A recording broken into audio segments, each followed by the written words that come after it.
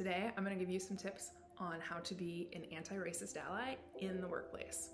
Hi, I'm Tori. I help businesses use anti-racist strategies to improve company culture, minimize conflict, and create positive experiences in the lives of employees of color. Why? Because diverse companies have better ideas, better outcomes, and they make more money. And because Black Lives Matter. All right, here we go.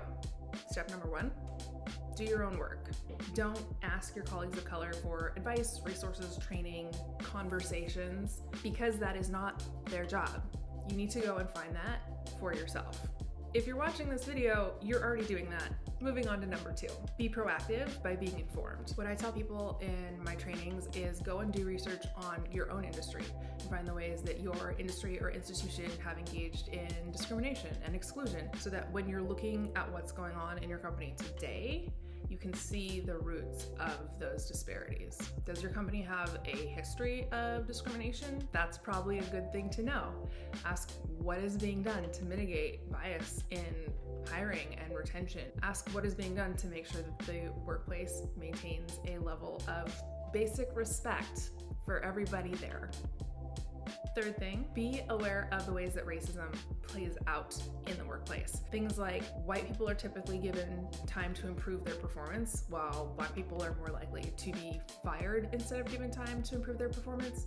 Black candidates with identical credentials are paid less. Make it make sense. Black candidates are generally not considered for promotions despite being fully qualified or more qualified than white colleagues. Fourth thing you can do to be an anti-racist ally in the workplace, speak up and show support. White people listen to other white people because within the construct of whiteness is credibility. When your colleagues of color bring up an issue to address or a problem that needs a solution, say something, support that. Don't pander, be a thoughtful human being. Also, a little bit of attention goes a really long way. If, say, a person of color is being spoken over by a white person, you can use your voice and call that out. Bonus points if you can connect with your colleagues of color in other spaces, ERGs or getting lunch, just as examples. Don't put pressure on anybody, and get their input on things before they come up with the larger team. Fifth suggestion, build connections. Something that throws white people off and